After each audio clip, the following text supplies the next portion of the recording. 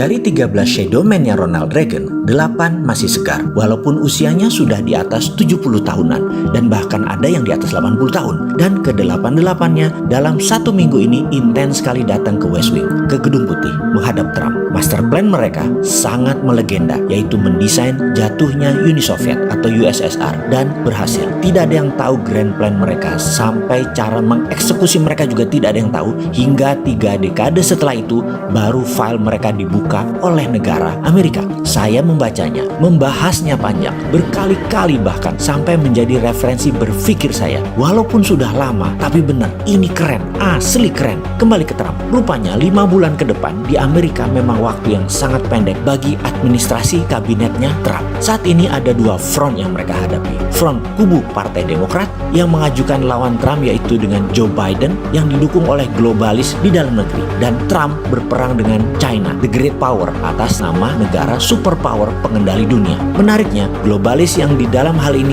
big pharmaceutical company bermain dengan WHO dan bermain dengan pemimpin China. Kita semua tahu Partai Demokrat dekat dengan globalis dan pemerintah China sejak zaman Clinton. Nah, ini harus dijelaskan dulu, harus mundur sebentar. Pengetahuan dasarnya adalah kaum globalis itu tidak nasionalis. Ini terjadi di seluruh dunia dan bukan hak prerogatif pengusaha kakap di Amerika saja. Di Indonesia juga sama. Mereka ada yang berpaspor hijau, tinggal di Singapura, berbisnis di Cina, memiliki bank pendana di New York, pasar bisnis mereka di Eropa, kantor pusatnya di Hong Kong. Itu biasa. Di Cina juga ada kaum globalis. Di setiap negara ada. Mereka itu tidak punya nasionalisme. Apakah itu salah? Tidak juga. Hanya karena mereka dewanya uang, agamanya kapitalis, mereka sangat buas. Saat ini semua di dunia arahnya, pemahamannya digiring ke arah itu atau menjadi borderless country. Mereka menjadi world citizen, klaimnya mereka. Mereka itu tidak peduli dengan kekayaan wilayah atau kekayaan orang lain. Punya siapa? Yang jelas otak pikiran mereka adalah mau ambil semuanya. The winners takes all. Jadi secara negara Amerika, seperti dalam pernyataan George F. Kennan, we want to keep it that way forever, adalah Amerika mengendalikan 60% kekayaan dunia dan harus mempertahankannya. Adalah sebuah foreign policy yang Amerika punya dan lebih dari 70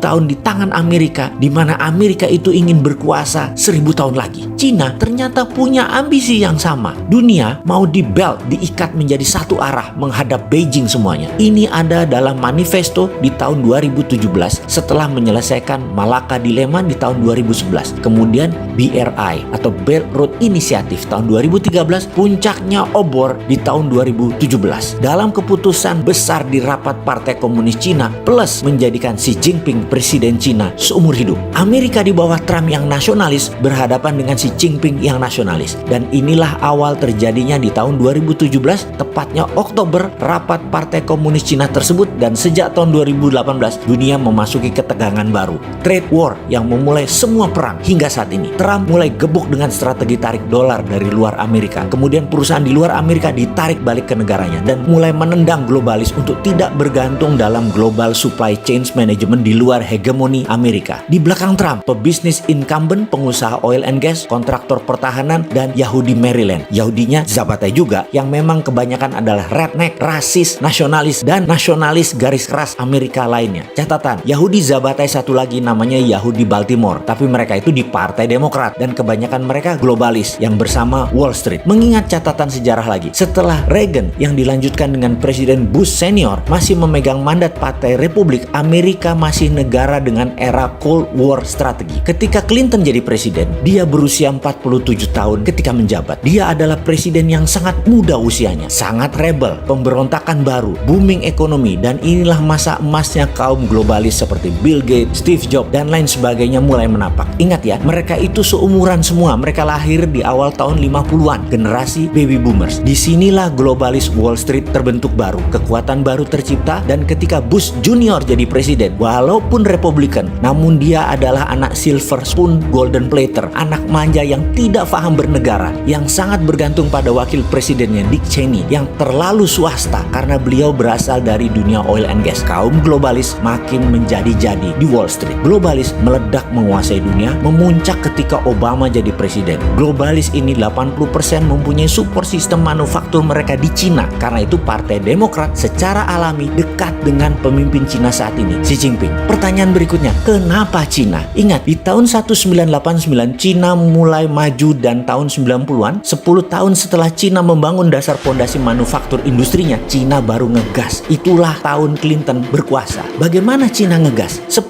tahun pertama menggunakan strategi renminbi di dalam, yuan di luar negeri, dan 10 tahun fokus mereka membangun basis manufaktur di dalam negeri Cina dengan strategi imitating, meniru, menduplikasi. Cina meniru apa saja, di mana strategi ini di kemudian hari membuat bangsanya menjadi terampil. Di masa Trump inilah masa globalis pindahkan pabrik mereka atas nama efisiensi. Swasta Amerika panen gede-gedean. Oke, sebelum melanjutkan, saya hanya mengulangi agar sahabat paham. Negara Amerika adalah negara swasta. Amerika adalah negara yang heavy on private. Cina, Tiongkok adalah negara heavy on government. Indonesia meniru Cina, heavy on government. Apa-apa pemerintah yang memutuskan dan yang mengerjakan. Swasta sisanya. Itu juga kalau ada sisa. Saya adalah heavy on private. Saya ini pendukung swasta. Mulai paham bentuk pemerintahannya si Sontoloyo. Hanya beda swasta yang saya fokuskan. Ekonomi Sontoloyo itu heavy on SME atau small medium enterprise. Mendukung UKM dan anti globalis dan kapitalis. Dukungan saya terhadap UKM dibuktikan dengan usaha yang saya geluti 3 tahun belakangan ini.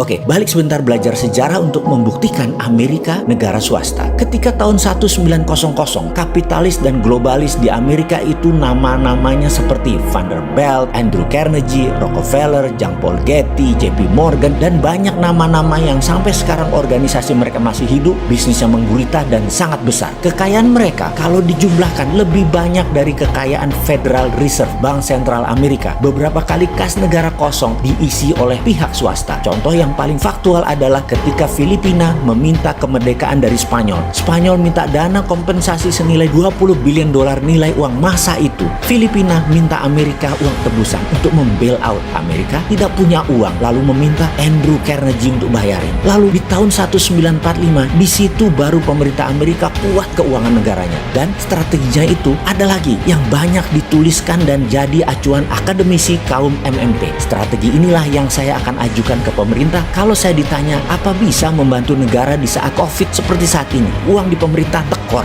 uang di bank minus duitnya. Kombinasi sektor UKM dikuatkan dengan strategi heavy on private SME, juga bagaimana negara bisa kuat, yaitu menjadi mitra sejajar, bukan terlalu superior. Bahkan karena ingin superior, pejabatnya menekan, bukan mengayomi rakyat, malah marah-marah kalau dinyelenehin. Abis lu berbisnis sih sambil jabat, jadi aja banyak yang nyinyirin lu. Lu sambil nyelam minum air sih, hati-hati lu keloloten, tenggelam deh lu ntar. Aduh tuh ya, jadi nggak kelar nih ngomong gara-gara lu. Gara-gara ada pejabat kayak lu, jadi males tuh cerita. Bikin bad mood lu ah, pejabat globalis, Sontoloyo nasionalis. Ya tegang terus jadinya.